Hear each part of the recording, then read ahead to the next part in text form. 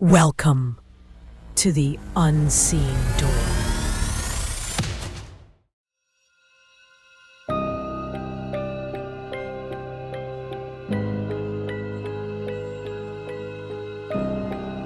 I live alone in a small house, just outside of a quiet suburban town.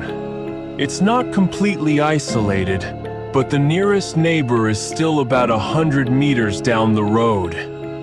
Most days, that solitude feels peaceful, but not that night. This happened just a few months ago, right in the middle of monsoon season.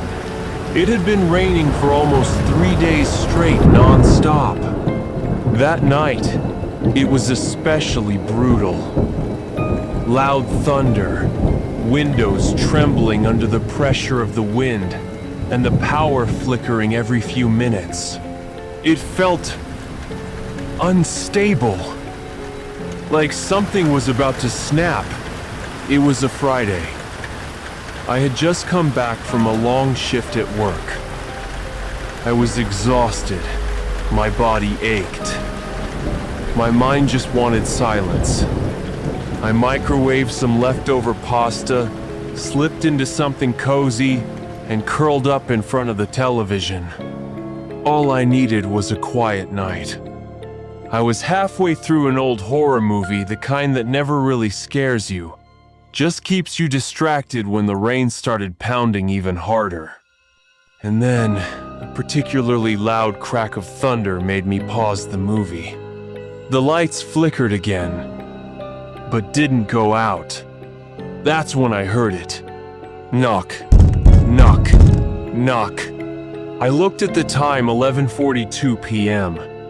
At first I thought maybe it was just the wind slamming a loose shutter or something. I wanted to believe that.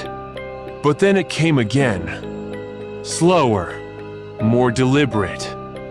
3 knocks, evenly spaced. I muted the television and stood up slowly. My heartbeat had picked up. I walked quietly to the door. There's a small peephole. I looked through it and saw nothing, just the rain, pouring hard onto the empty steps. I stood there, confused. My ears strained to hear anything beyond the storm. After a few seconds, I walked away. Maybe I imagined it. Maybe I was just tired. But then, knock, knock, knock. This time, louder, followed by a faint voice. Hello? I froze. It was a man's voice, low, muffled by the rain. My breath caught in my chest. Slowly, I went back to the peephole. Still nothing.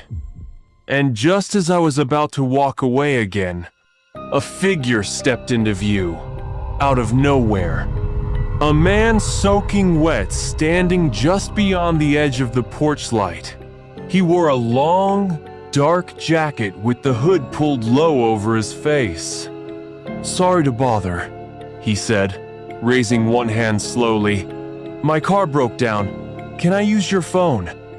He sounded calm. Too calm. I didn't say a word. I just watched him. He waited. Then he stepped closer.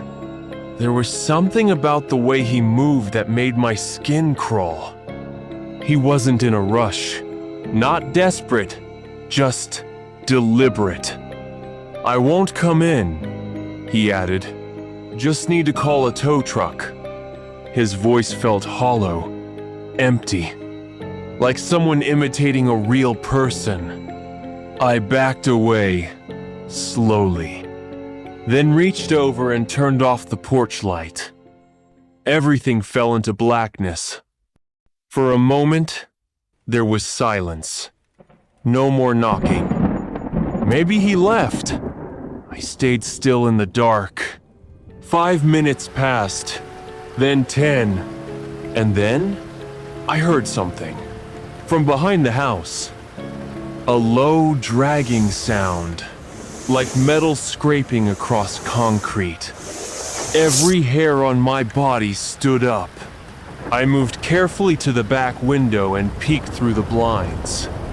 He was there, in my backyard, dragging something heavy. I couldn't see what it was. And then, as if timed perfectly, the power went out. Total darkness. My heart slammed in my chest. I fumbled for my phone, turned on the flashlight, tried calling the police. No signal. The storm had knocked everything out. And then, the back door handle turned. He was trying to get in. I ran to the kitchen, grabbed the biggest knife I could find. I didn't know what I was going to do, but I wasn't going to just let him in. Then, the handle stopped rattling. Silence. No more movement, just the rain drumming against the windows. I waited. I tiptoed toward the front door again and peeked outside. And there it was. The jacket. Just the jacket soaking wet, hanging from the doorknob. I didn't sleep that night. I sat in the corner of my room, gripping the knife in one hand, the phone in the other, watching the window, listening. When morning finally came, I stepped out carefully and checked the property.